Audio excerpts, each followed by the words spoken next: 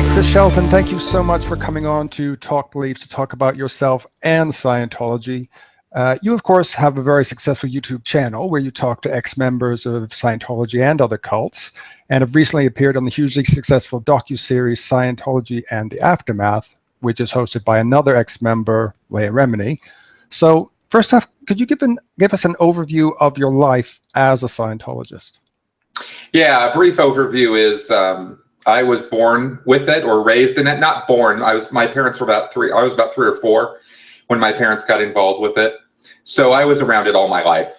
You know, all within my living memory, I was always around Scientology, and I therefore grew up with the lingo and the concepts of it, even if I wasn't a Scientologist really, because I was too young and didn't really get the whole thing. When I was about 15, my dad said, hey, look, why don't you go down to the local org? That's what they call their churches, the orgs, which all by itself should tell you something. And I went down to the Santa Barbara Church of Scientology, which is the closest one to where we were at the time. And I did their personality test. I signed up. I got on board.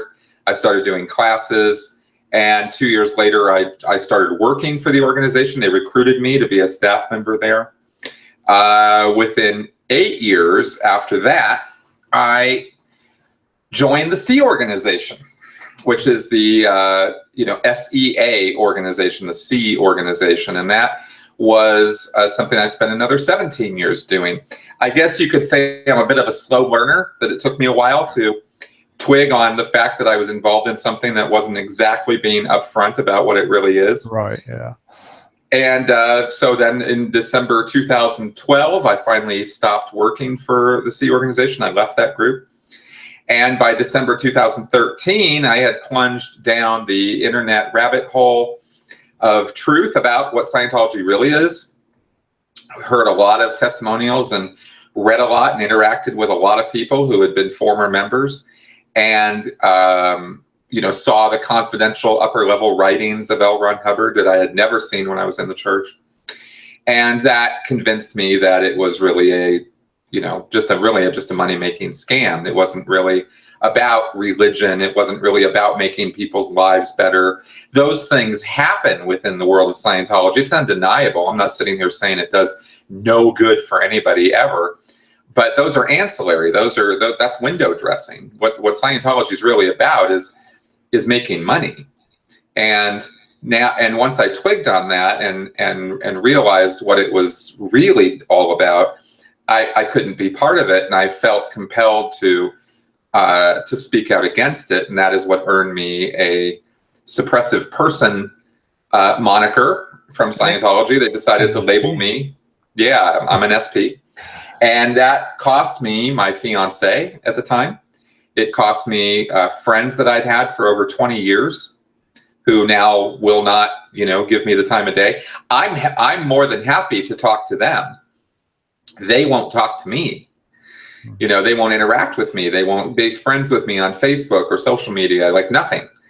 And I can't just call them up and say, hey, what's happening, So I lost a lot. I lost a whole lot, because my whole world was Scientology. I didn't have friends outside of Scientology. I didn't have anything.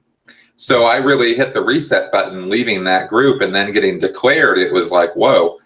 And so now for the last 4 years, my life has been very different, as I've been learning a lot more and taken on the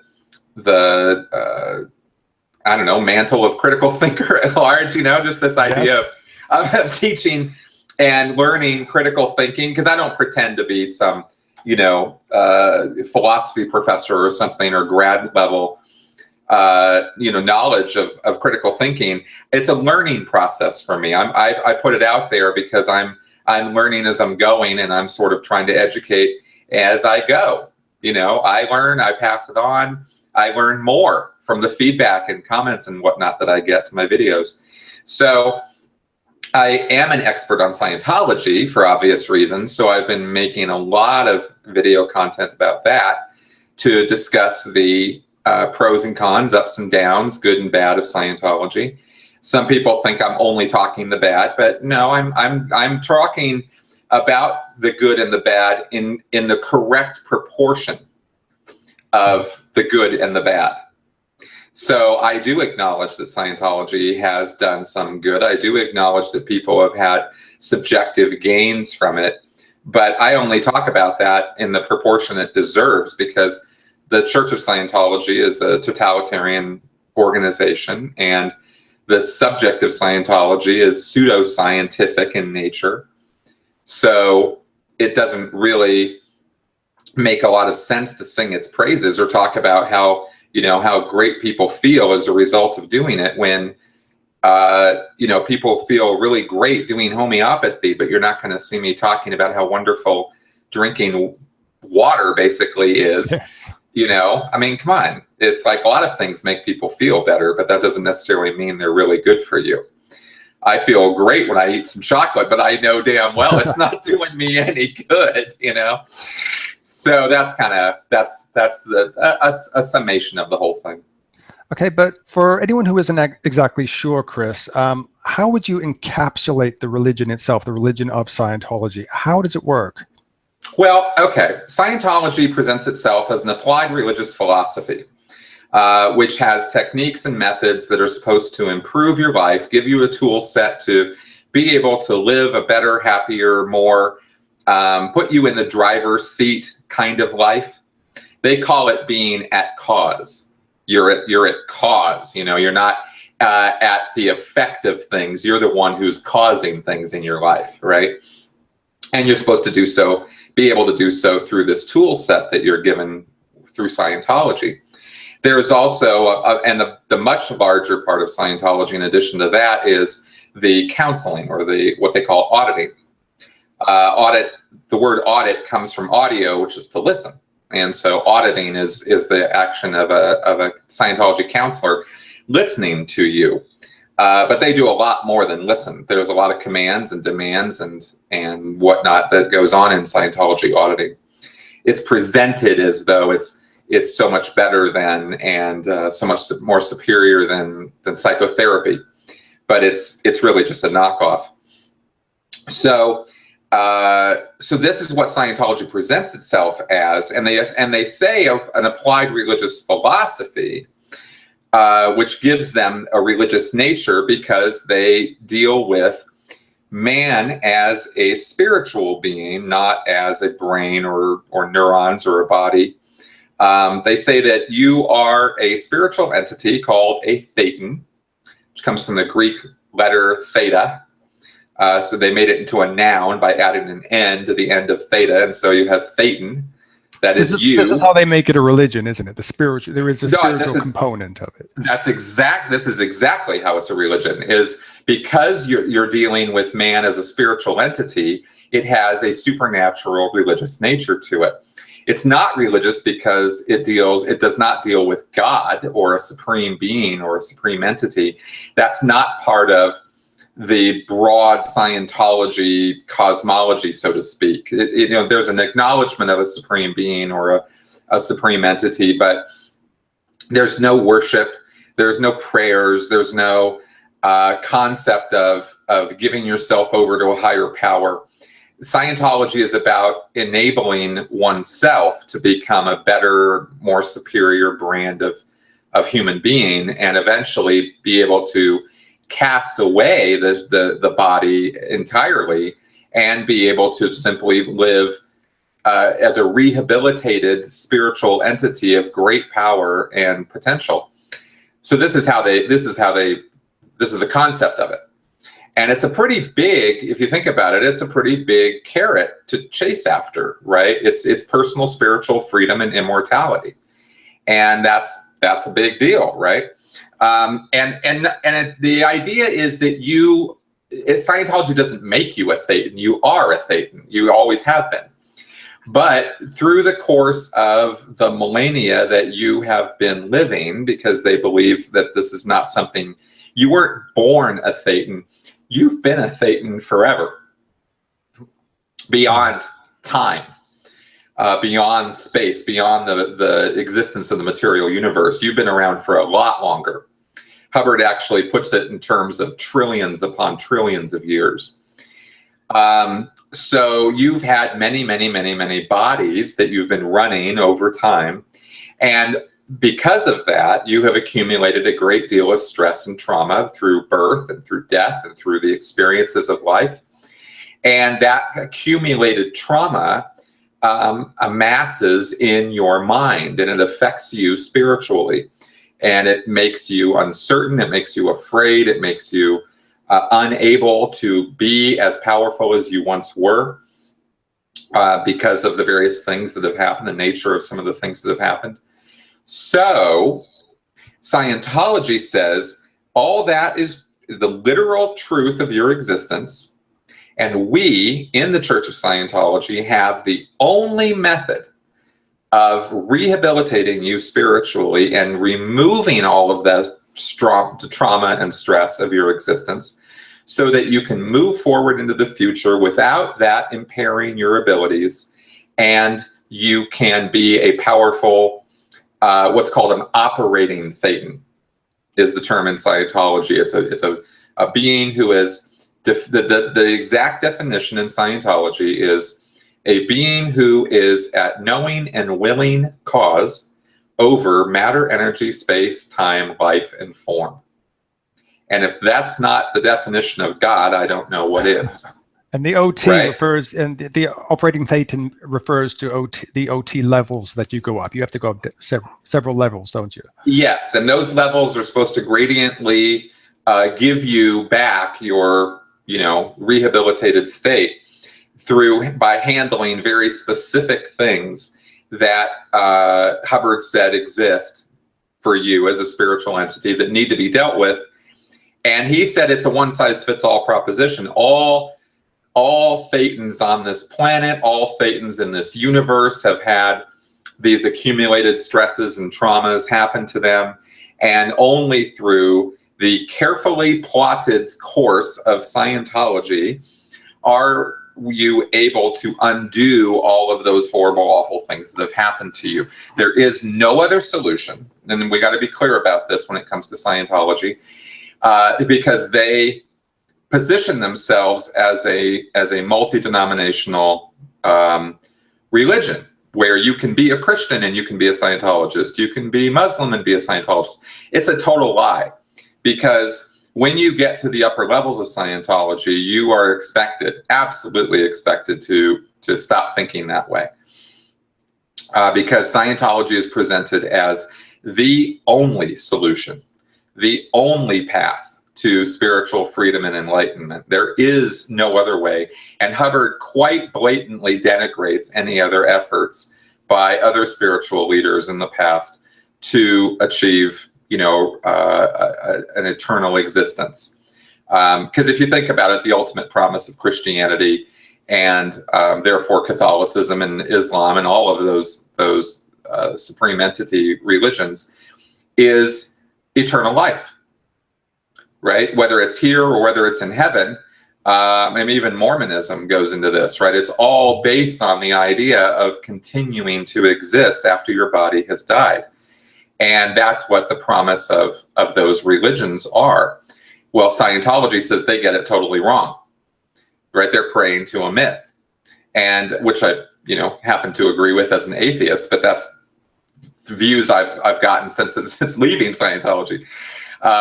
So it's a very, non-tolerant religion, Scientology is, but they'll tell you that up front. Right? There's a lot of things they don't tell you up front. So that's why, though, everything I just said is the core idea of why Scientology presents itself as a religion. And you were in the church, of course, since the age of 15, and you left, I think it was 2013. And of course, you've been speaking out against it ever since. Yep. And as you said, it's been a big part of your life for a long time. So at what point did it start to unravel? Well, working for the organization is quite an experience, and it's a totalitarian organization. So the level of control that's exerted on its staff members, and especially when you get into the C organization, is very hard to describe. Every aspect of your life is their business. Every aspect of what you do every minute of the day as a Sea Org member is dictated by the Sea Org. So, you're working for this group 24/7 as a Sea Org member. And I need to be clear, that's not there. There's 3 levels of membership in Scientology. There's a public Scientologist who's just a regular Joe, person who holds down a job, has a house, family, kids. They pay their money, they do their services, and that's all that's expected of them. A staff member is somebody who's been recruited to work at, say, a city level office like Santa Barbara, Denver, Milano, Stuttgart, any one of their local city churches. That is a 2.5 or 5 year commitment. You get free services in exchange for your time, and that's a higher level of commitment than being a public Scientologist. It's a religious volunteer. They hardly get paid anything for what they do. In the Sea organization, that's the core group. And that is the group that administrates the management of Scientology, delivers the upper level OT levels, right? Because they're all confidential, hush, hush. Oh, yeah. The Sea organization is responsible for Scientology dissemination. All the commercials and everything you see from Scientology, that's all produced by Sea Org members. There are actors in the commercials. Those aren't all Sea Org members, but the people behind the camera, the people doing the editing, the filming, all of that, distribution, all Sea Org. And that was where I worked for 17 years. I worked in management, I worked in sales, I worked in recruitment. And after 8 years of initially being in, I was in for 17 altogether. My first 8 years drove me pretty batty as a manager. Excuse me. And I quite literally went to the edge because of the pressures that were on my shoulders all the time as a manager. The pressure is, it's sort of like you see okay, if you could imagine the pressure that's brought to bear on people who are in call centers, like the guys who sell fake stocks and bonds and stuff, like those kind of movies and things you see where there's like intense sales demand on them by their supervisors, and they have to make a sale now, like all the time, and they're always under this pressure. If you could imagine an environment like that all the time, not 8 hours a day, all the time. You get up in the morning and you go to a roll call or a muster where everybody's gathered up, make sure nobody took off in the middle of the night, and you start your day and you work from 8:30, 9 in the morning until midnight, 1, 2 a.m. And you go to bed and you get up and you do it again and again and again, every day, 7 days a week, for years. That would drive me crazy. Maybe you get a day off. The best you can do is to get a day off every 2 weeks. And no one gets a day off every 2 weeks. But that's the best possible scenario for time off. There's no holidays, there's no paid vacations, there's no go home and watch some TV and relax. There's none of that in the Sea Org. And which is why it's very hard to communicate about it at a level that people can relate to, because there isn't anything else that's really like it. Maybe if you imagine living in a monastery, right, where that's all you do. You don't do anything else. You don't have time off from that. But in a monastery, people get the idea that people are sitting around and they're praying and they're gardening and they're dealing with the things that monks deal with. In the Sea Org, there is an intense amount of production demand. Now, I'm getting back to, I'm setting all of this up to answer your question of, after 8 years of this, I was going crazy. I bet. And I was suffering from severe burnout. And I had various things happen that convinced me that what I was involved in was a bureaucratic nightmare, the likes of which Terry Gilliam would be salivating. I mean, he would love this stuff, right? I referring to that movie Brazil and those kind of things, right? it was a madhouse. And the number of things that happened over the first 8 years are so legion, I can't even get into all of it. But I was very, very burned out, and I took off. I left at midnight one night, and I just took off. And I walked. I was in such a state of mind that I walked from Hollywood to downtown Los Angeles, and from there to Pasadena. Right? I walked just trying to get away, trying to get my head clear. I stayed away for 3 days before I could finally call somebody and start relating to the real world again, and I just chilled, and I started calming down. And I was married to another Sea Org member, and my parents were Scientologists, right? So I loved my wife and I loved my parents, and I didn't want to, leave the church forever and leave all my friends and family. Yeah. So I reached out and contacted them, and I went back and I did the things you have to do in order to kind of get back into good graces. Although I stopped working in management, I started doing other work in the Sea organization that wasn't quite so insane.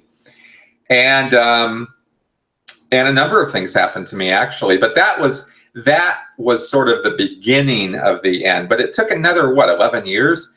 No, longer. I mean, another 9. What was that? 2003, 2012. Yeah, no, I guess it's about 9 more years of, before I finally went, I think I really need to stop doing this now. And I think I was about 42 at the time, and I just decided, okay, I need to. I'm not getting the benefits of Scientology by being here. I'm not. The 17 years that I was in the Sea Org, I did not move 1 inch on those levels, the bridge to total freedom. I wasn't doing Scientology services myself. I was just delivering them to other people and helping other people. And I realized I was a martyr. I was a martyr, and I hated it, So I decided to stop being that way. And then, like I said, after I left, I got on the internet, and then everything went to hell.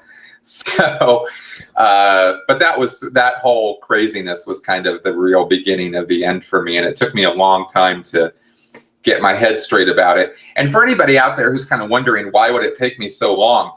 One of the most intense and significant parts of Scientology indoctrination is the concept that personal responsibility is taken to a ridiculous level. You're educated by Ron Hubbard that anything bad that happens to you is basically your fault. It's on you. Anything good that happens to you is because of Scientology, but anything bad that happens, it's on you. And I truly believe that. And in fact, to this day, it has still affected my thinking as I've been going through my own recovery process. So, the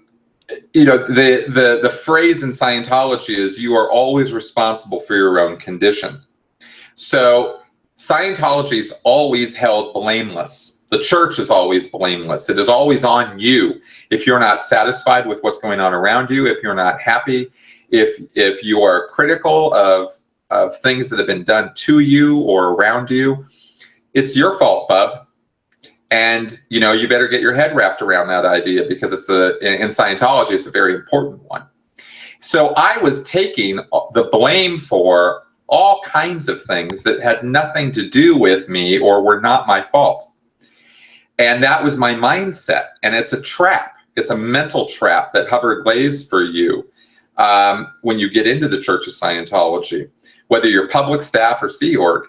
And when you're Sea Org, you really, really, really take this stuff seriously.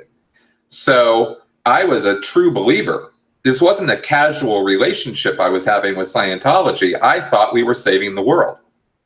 So yeah, I was deluded. Yes, I know that now, but at the time I didn't. And so I believed that it was my fault, that I was feeling bad about the organization, that I was having critical thoughts about it. And it took me that long while I was still within the world of it, to come to my senses, so to speak, and kind of wake up to what was going on around me and realize I need to stop doing this to myself. A lot of people who've spoken to me who were in a cult, they say when they're in it, they can't see it. Oh, no. Until they're out. No, you would never, ever, not one Scientologist in the world would ever tell you they are part of a cult. No one joins a cult. That's not what you're doing when you join a group like Scientology. You're not joining because you're going, oh, yes, cults, they're awesome. You're joining because you want to be part of something that's supposed to help you and that's supposed to help other people. And eventually you buy into this idea that you're saving the world and that Scientology is the only thing that can salvage mankind, because their stated goals are very lofty and very, very commendable. You know, rid the world of insanity, of war, of criminality. I mean, these are not bad things. And so when you start thinking that that's what Scientology is really all about, then you're willing to give it quite a bit of your time and energy. Sure, yeah. And it takes a long time for some people like me to realize, yeah, that's not what it's about. You know, and it was and also one thing I also want to stress is, you know, one, I grew up with it, right? So I had a you know, almost implicit bias that it was a good thing because my parents taught me that.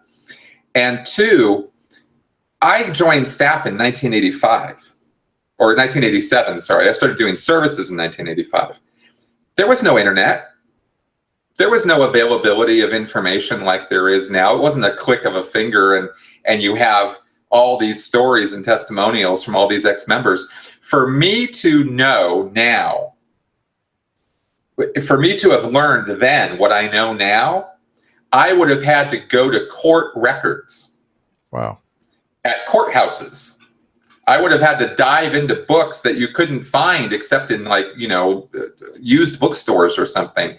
There was no broad, available, easily accessed exposure of what Scientology was really all about in 1987. Because most people leave cults now. They say, well, I got access to the internet, but we're not supposed to look at the internet. That's what happens these days. That's right.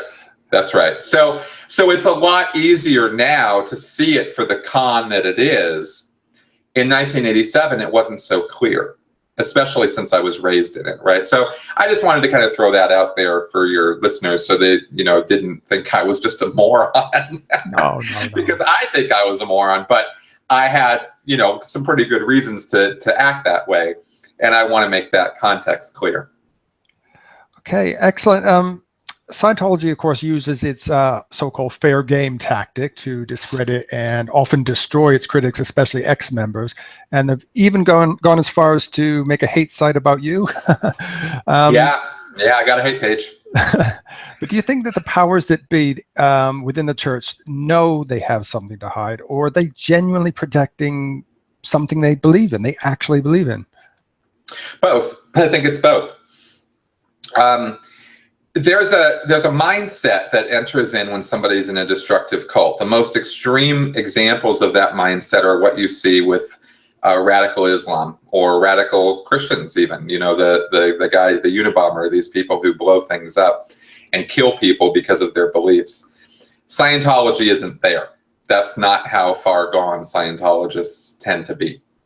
But it's not just an anomaly of these destructive cults that people get into that mindset.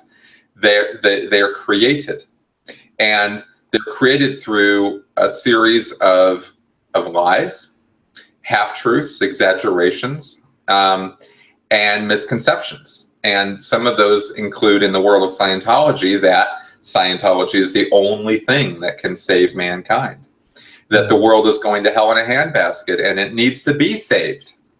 That itself is a little bit of a misconception, right? So when you get people into this mindset, then they can justify almost any behavior or any action if they think it's the greatest good for mankind, if they think it's the greatest good for Scientology. Ron Hubbard, and the way they are indoctrinated into this is lines like this. Ron Hubbard saying that Scientology is the one thing senior to life because it explains all of life. Wow. And you go, well, that's a fairly powerful statement. But if you've bought into Scientology being, thebomb.com and the only thing that can save people, then you can find yourself agreeing with a statement like that. And it's a mad statement. But how many Christians would tell you that Christianity is senior to life because it is the thing that saves you? Right? Yeah. How many Muslims would say that about Islam? Right? That their religion is senior to life itself because it is the thing that explains life and grants you eternal life and immortality. Right? It's not that hard to get into this mindset. Human beings are pretty stupid, and we do some pretty stupid things, and we're willing to fall for some pretty radical nonsense that people want to sell us. And so that is the mindset of the people who tell lies about Scientology, who write hate pages about me or other people, other critics of Scientology, is they do so because L. Ron Hubbard said to, and L. Ron Hubbard said to because he was a very vindictive person, and he had a lot to hide. He was married to more than one woman at a time. He had kids he didn't acknowledge the existence of. He was raking in money, so much so that in 1967, the IRS revoked Scientology's tax-exempt status because of personal inurement. That's the term that's used for when you're benefiting personally from your group, your religion, right? They took it away because they said, dude, this is not a small thing. He was like, we're talking millions of dollars in today's figures. Yeah. So he definitely had secrets. And when people were threatening to expose those secrets, he became an extremely vengeful, vindictive person. And he wrote into the technology, the policies of Scientology, his vindictiveness. And so people follow his instructions and advice on how to deal with people like me who speak out against the church. And those instructions are, quote, ruin them utterly, end quote, right? That's what Hubbard says to do for people like me. So I've heard of that find their ruin sort of thing. Is that actually linked with that? No, that's a different thing. Okay. Yeah, no, it's a different thing. Finding somebody's ruin is something you do when they first walk in the front door. A ruin is something that is ruining a person's life. It's something that is some problem or personal issue that they think is the big issue in their life that they need help with. Okay. And so you're finding their ruin, right? And then you convince them that Scientology is the only thing that can handle that ruin. Oh, yes. And then they sign up for services and they get going. This other quote I just said, was in a policy Hubbard wrote where he was talking about how you deal with people who are critical of Scientology or who are attacking the organization, is you deal with them by ruining them utterly. Right? You find out about their personal life, you find out about their professional life, and you do whatever it takes to shut them up and get them, and it wasn't just shutting them up; it was ruining them. It was destroying their existence. That's what Hubbard really wanted. So, pretty nasty stuff for somebody who says he's saving the world. Wow. Chris, when I speak to people who've converted to Christianity or the Hare Krishna faith or something similar, it often seems that they were in a vulnerable position, and that particular faith seemed to give them purpose in life. So is that what happens when people encounter Scientology? Oh, sure. Absolutely. Scientology, all destructive cults, in a way, all religion, gives meaning and purpose to what is otherwise a meaningless, purposeless existence unless we create a meaning and purpose for ourselves. Yeah. I mean, fate is like whatever, it's a construct, right? Karma, I mean, these are just constructs we have to try to explain what's going on in the world, because the world's a very random place where horrible things and good things happen. And we don't have any great explanation that that explains in simple terms for our relatively simple minds why things happen, right? Yeah. And so we're constantly searching for meaning, you know. I think it's maybe an unfortunate side effect of our, advanced brains that we do this, whereas I don't know that ants or prairie dogs do, you know. So we're searching for that, and if we have not found answers that satisfy our needs or explain the circumstances of our own individual life, then we keep looking until we find something that does. And the entry point for almost every destructive cult is, we have an answer for you that will explain everything. And just come on in and come on board and be part of us, join us, you know. And the unfortunate thing about destructive cults, and the things that make destructive cults destructive, is that when you join them, there is not only this black and white thinking of, we have the answer and the truth and the way, but also part of the dogma is no one else does, and you're not allowed to think any other way than we think. And if you do, you're threatening your membership in this group, but you also threaten us, you also threaten your access to that wonderful solution that they're offering you, because it's our way or the highway. And that's the difference between something like Catholicism or Christianity versus a destructive cult. And people confuse these things all the time, but Christianity is not, unless you're into the fundamentalists or something, unless you join some really crazy hardcore group, you'll find most Christians or Catholics or even Muslims, in terms of, just your run-of-the-mill, everyday sort of person, are very take it or leave it. Hey, look, you can believe like I believe or not. I don't care.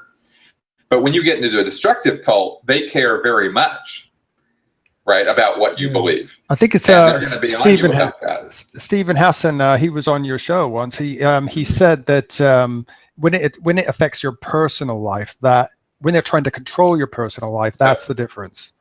That's another aspect to it too. You'll get any group you're part of trying to control some part of your life. The Boy Scouts control kids' lives to the degree that they keep them safe while they're out camping, So there's a certain degree of control exerted on members of any group anywhere, but how much control is really the question. Is it too much or is it too little? Or not too little, but but you can be too much. And is it invasive of your sense of privacy, your sense of self? Do you have the freedom to think like you want to? Do you have the freedom to take it or leave it? Do you have the freedom to say, I disagree with this concept, even though I agree with A, B, and C? I'm not so sure about D here. I don't know that I really want to do that or think that way. In a destructive cult, you will be forced to think that way. You have to take it. And that's the difference as far as in the easiest way I can think of to explain it. Wow. Well, of course, I'm broadcasting here from jolly old England. And yes, this next question, this has to do with this country here. Of course, some people think that the Church of Scientology is American-based, even an LA-based thing, but it has quite a presence here in England. So there's this Holy of Holy, I guess you could call it, which is Saint Hill Manor down in Sussex. So, Chris, why is Saint Hill Manor so significant to Scientologists? Saint Hill Manor was a place Hubbard purchased, I think, in 1959, and he moved Scientology's international headquarters there, or established their international headquarters, really. And he stayed there until 1966 when he left. And he turned over the management of the church, or at least he ostensibly said he did. He didn't really, because he took it right back a year later when he went out on the high seas and started the Sea Organization. But for, what was that, 6-7 years, that was where Scientology was run. He lived there, he lectured there, people flew there from all over the world to do classes under L. Ron Hubbard, learn all the latest techniques and that sort of thing. This was all in the early mid-60s. Saint Hill is also where L. Ron Hubbard first started developing the OT levels, OT 1 and 2, and those things. He went down to South Africa, but it was while he was living at Saint Hill, right? He traveled down to South Africa for a while and did some work. And then he went back to Saint Hill, and he started, they started delivering those OT levels. There's a lot of Scientology events and firsts that happened in England, in Saint Hill. And so it's a place of historical significance. And now it's a fairly small setup. I mean, there really isn't a lot going on with Scientology in England, but Hubbard went there because in the 1950s, the FDA and the FBI and various government agencies were kind of after him because he was engaging in fraudulent behavior. And he was, for example, making medical promises that he couldn't back up. And that's why he had to convert it from Dianetics to Scientology and make it a religion. So he couldn't be prosecuted for, practicing medicine without a license. Aha. So you have a number of reasons why he set up quarters in England outside of the United States. But he was American, and most Scientologists are Americans, and it is definitely an American faith. I use that word in such heavy quotes. But it really is a faith-based belief system, actually. I mean, if we're really going to be talking turkey about Scientology. Yeah. And so now, after he left in '67, Scientology's, the significance of England to Scientology is, kind of just a historical sort of thing. It's not really like there's anything really super relevant going on with Scientology in England that isn't going on anywhere else. Scientology, of course, was created by L. Ron Hubbard, who was originally an author of fiction and including science fiction. He created the Church of Scientology in 1953, died in, I think it was 1986. So the lore, of course, is that he did it solely to become rich. But do you think that during his years as head of the church, that Hubbard actually began to believe his own religion at some point, and even that he was some sort of messiah? I think he always had a belief. He related an epiphany that he had in 1938 after having gone under some dental surgery, of having had an out-of-body experience and going through the tunnel of light and all that, and sort of experiencing this ultimate knowledge that he learned. And he came back having said that he retained that knowledge where others who have had similar experiences lost it. And he wasn't supposed to remember.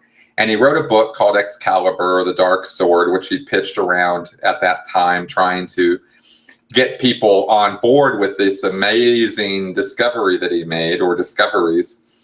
And nobody was really particularly interested. And there's a lot of, talk about lore and legend connected with something. This book has all kinds of legend connected with it, because Hubbard claimed that, some people read it and killed themselves. I mean, it was just kind of crazy. This was before Scientology and Dianetics. Oh, yes. This is 1938.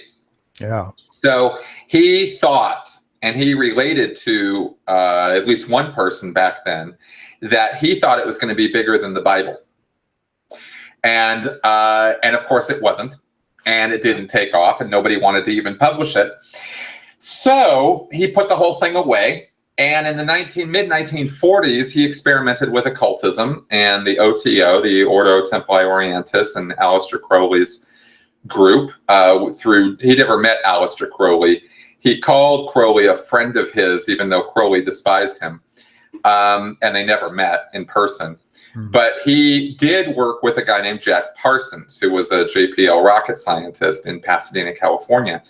Oddly, 5 minutes from where I grew up in Pasadena. I used to deliver papers right by the house that Hubbard practiced black magic in. Wow. And it was pretty amazing. And of course, not while he was doing it, because he was doing this in the mid-1940s. And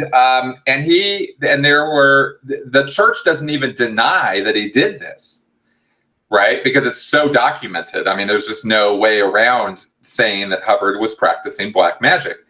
And he made some personal notes and wrote things down that were discovered years later, which makes it very clear that that even in his personal writings, Hubbard believed this stuff. He believed in a guardian spirit.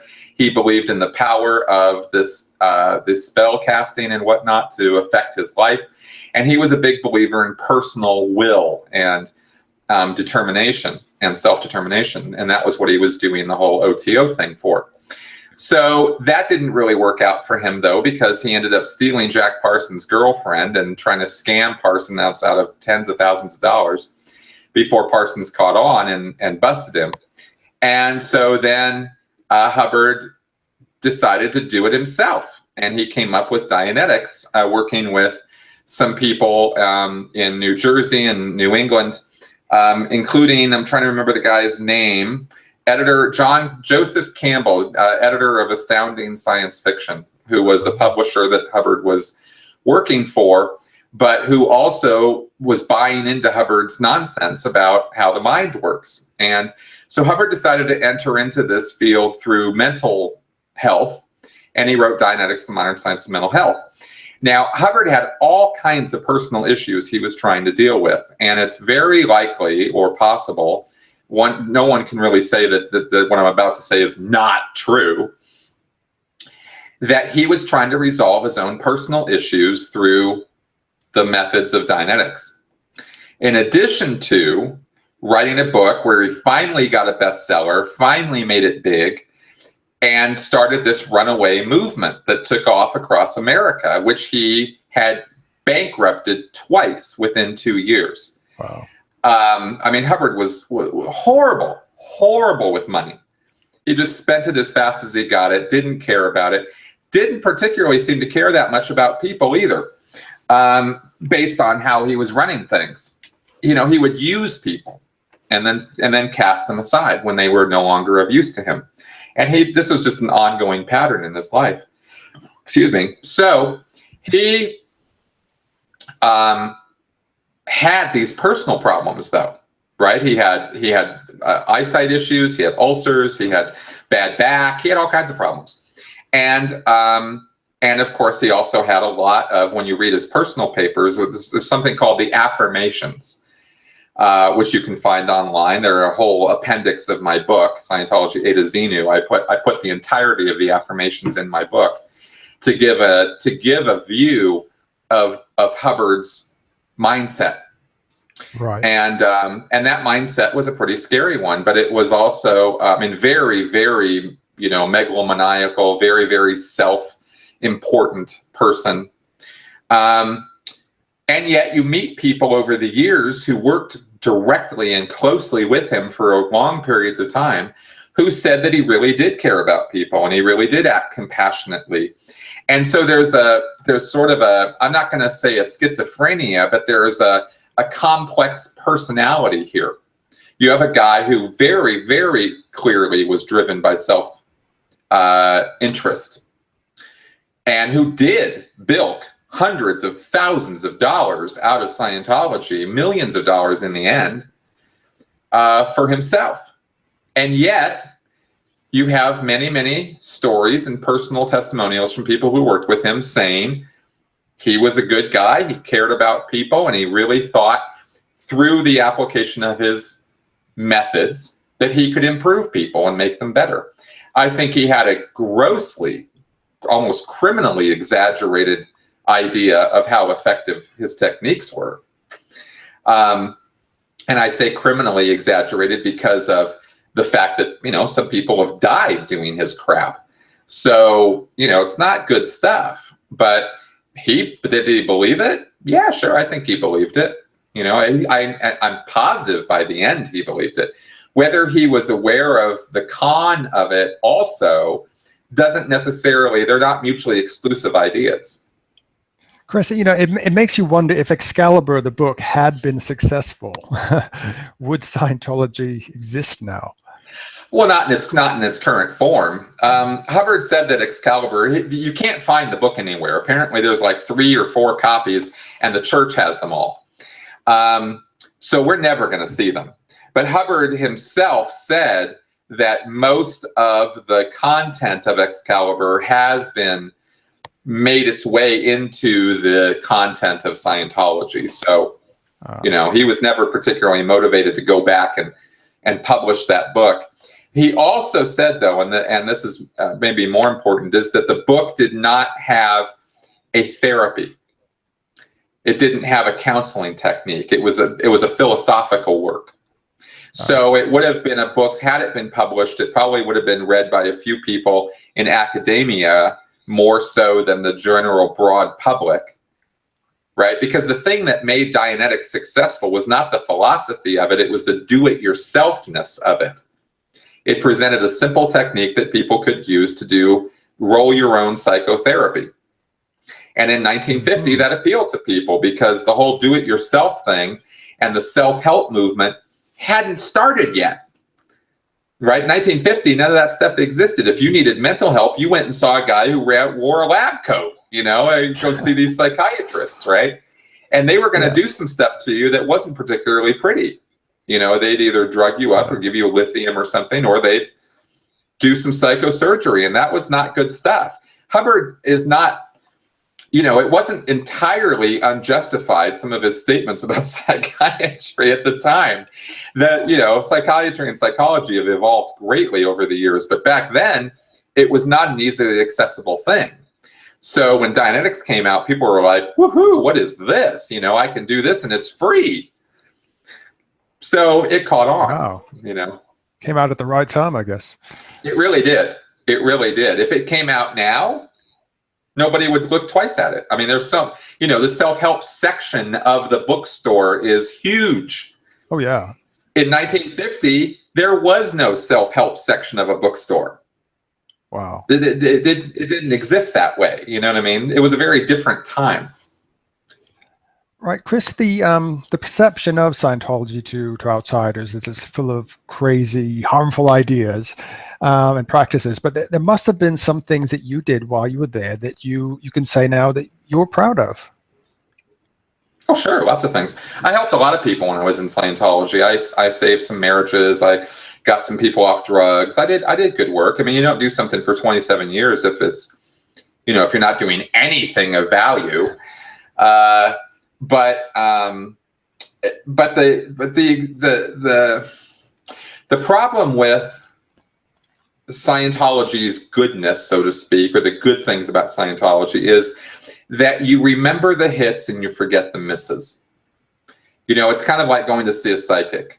You'll leave and a week later you'll tell somebody how amazingly accurate the psychic was. But if you had a video of your actual interview with the psychic, you'd see that they got that wrong. They got that wrong. Yeah, in most cases, you're going to see 10 things they got wrong for every one thing they got right. But the way our minds work, because we're such idiots, is, and it's a theme I just come back to because I'm sorry, but it's true, is we remember the hits, we remember the positives, we remember the things we want to remember. And we forget the things we don't want to remember. It's called confirmation bias. And it's just part of our psyche. It's the way we're built. It's not something you can overcome. It's not something you can do away with. It's not something you can take a pill for.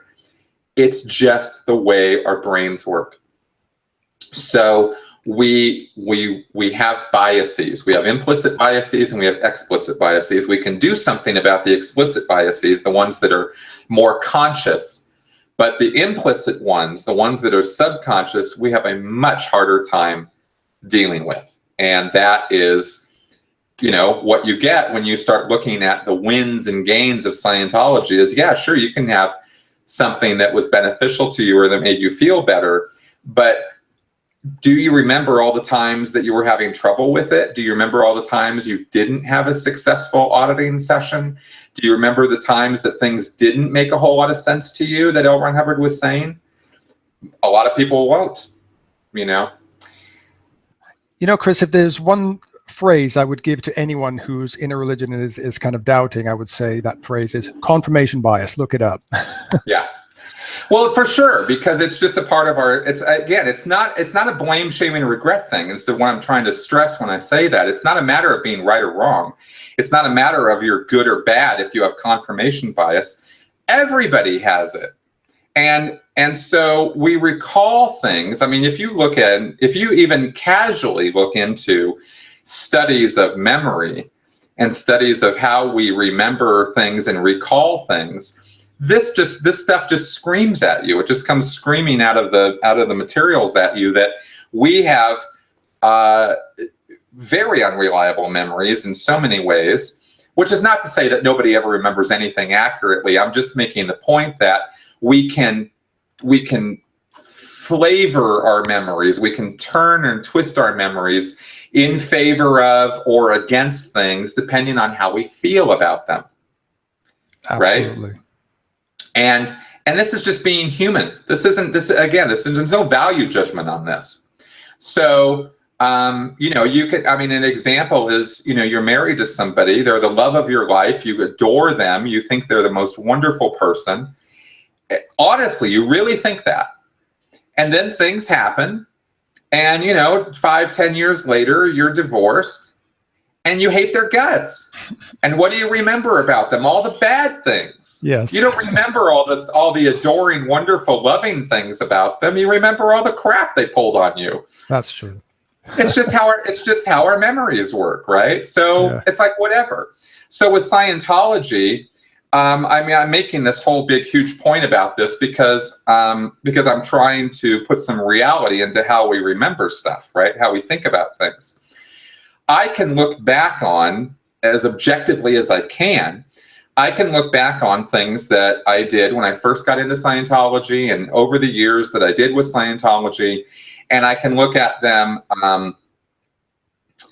like good things that happened to me or good things that I did, right? But now that I've had a bit more time to sort of think through take some of the luster off and the sheen off of it, right? And kind of look a bit more objectively, I would say, at my experiences. I can now afford to look at the bad things that happen too. Sure.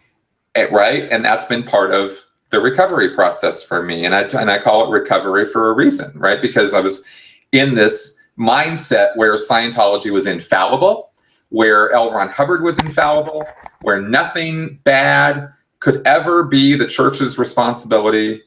I could never be victimized by the church. I could never have anything bad happen to me because of the church. It was always my fault, right?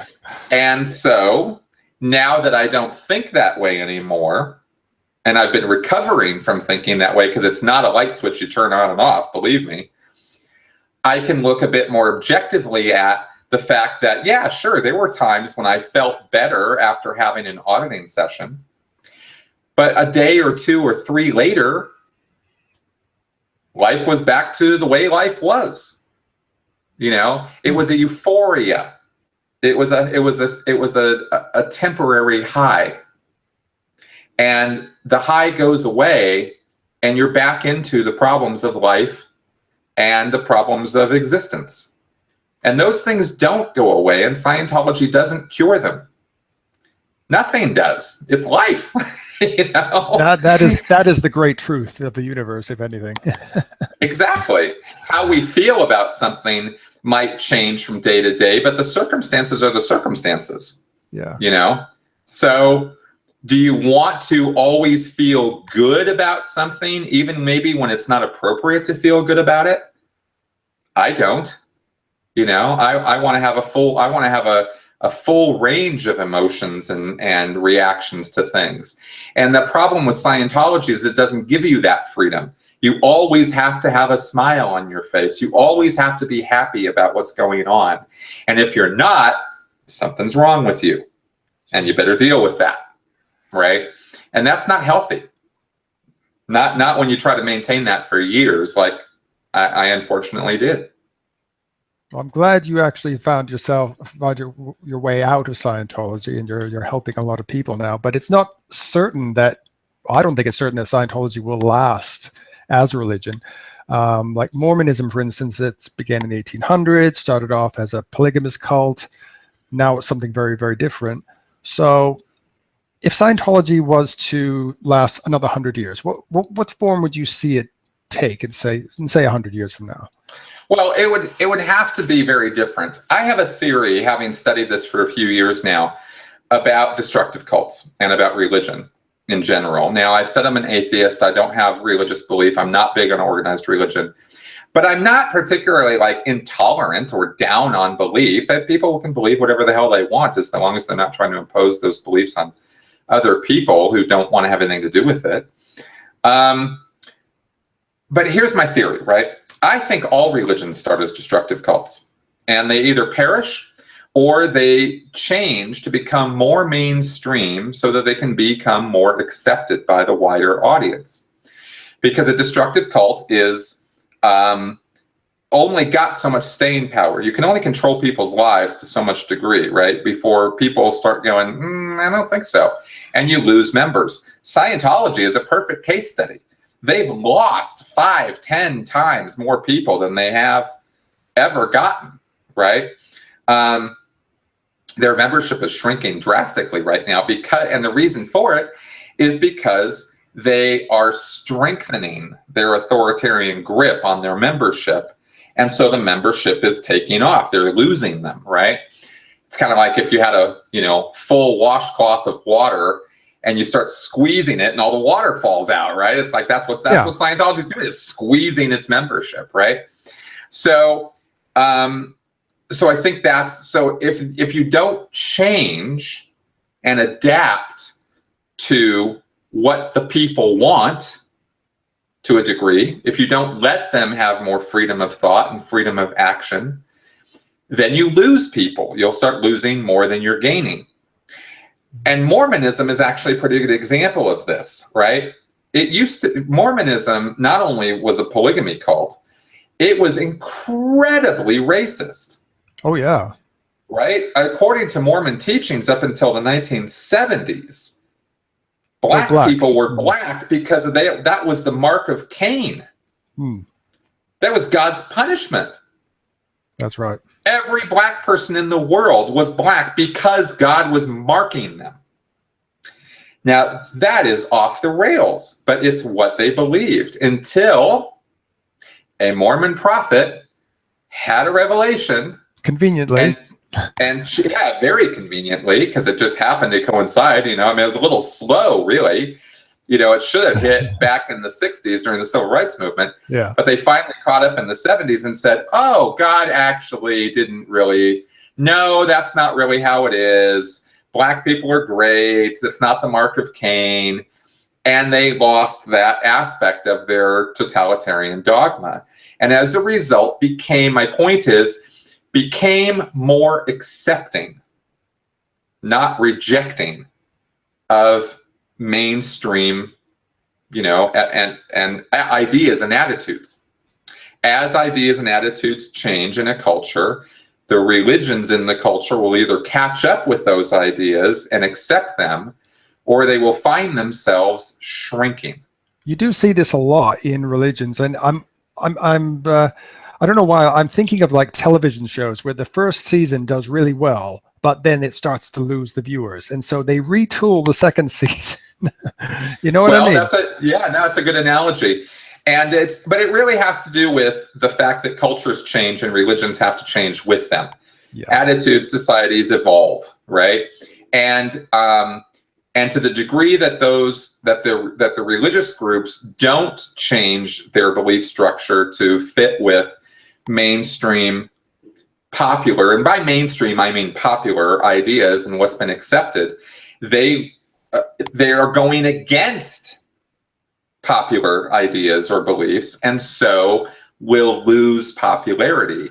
And if the point of a religion is to gain more people, they've got to evolve, right? If they want to stay relevant and if they want to stay listened to. And LGBT right now, this is something, Scientology is either going to come to the party on that or not. They say they're coming to the party, but they're really not. But so is Catholicism. Yeah. Right? If they don't change their tune about that, that's going to cost them more and more and more members. And not just LGBT members, but other people who are allies. Yeah. Right? Are going to be lost to Catholicism and to Christianity. And so that's what I'm talking about, right? Is it's a constant process. It's not a black and white thing. So in Scientology, of course, the current leader is David Miscavige. It might not happen under his reign, as your so-called reign. It might be the next person. That's right. If there is a next person, and if they do survive Miscavige, then we're going to have to see a kinder, gentler Scientology, or it will not survive. That's just a given. And I don't really care if Scientology survives as an organized religion. If it becomes a kinder, gentler Scientology, great. I have said that, my problem with Scientology is the authoritarianism of it, the disconnection, the labeling people like me who are just really just thinking for myself, labeling me a suppressive person, denying me contact with people who otherwise would be my friends, ripping apart families. This is inhuman behavior.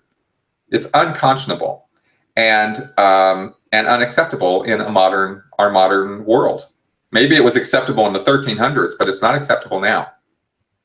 Right. Well, Chris, thank you so much for giving Talk Beliefs your time and these fascinating insights into the world of Scientology. So I'll be putting links to your YouTube channel, which is just called Chris Shelton, and of course the Sensibly Speaking podcast in the description, and of course a link to your book, which is Scientology A to Xenu, which is a great title, by the way.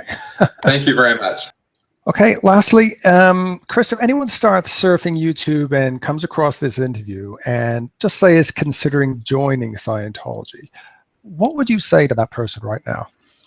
Well, if everything I've said so far hasn't convinced you to stay away from this organization, then please hear me when I say that I was involved with it professionally for 25 years. I know what goes on behind closed doors. I know how they talk about people who come in, and I know the strategies and tactics that are used in order to wrangle people into it, convince them that it's a good thing, take their money over and over and over again because that is their priority, and kick you to the curb once you're no longer of any use to them. I watched this happen over and over again over the years, and it is not a benign group. I use the term destructive cult to describe Scientology. I use that term advisedly. I use it with caution. I use it with reason. I don't just throw that term around, right? They are destructive to people's personal lives, to their family, to their friendships, to their wallets and bank accounts. I know many, many people over the course of years that I was involved who went bankrupt. I know people who lost and gave over their kids' college funds, their savings, who never, ever on day one would have ever thought that they would have done anything like that. No one who goes into Scientology thinks they're going to get involved as deeply and as hard as they do. It's just, it's the nature of what Scientology does to a person, that it gets your mind wrapped up in this and does what I've described here in this show. So the best thing you can do is just stay away from it. And if you want to read a book about it, go to the library and get a book about Scientology and read L. Ron Hubbard's own words, and you'll see how ludicrous they are. But don't go into the organization thinking you're going to be all that and they're not going to convince you. Because if you go in there with that attitude, let me just tell you that when I was in, that was the guy I wanted to talk to first, because they were the easiest to turn. So I really recommend just staying away from it entirely for your own health and stability and financial stability. Yes, definitely that. Because it is all about the Benjamins. And if and you don't have to believe me, you can believe literally thousands of other people that you can find online who will tell you the exact same thing. Okay, Chris Shelton, thank you so much for all your good work that you do in encouraging critical thinking. It's definitely helping a lot of people. And thanks again for appearing on Talk Beliefs. Thank you.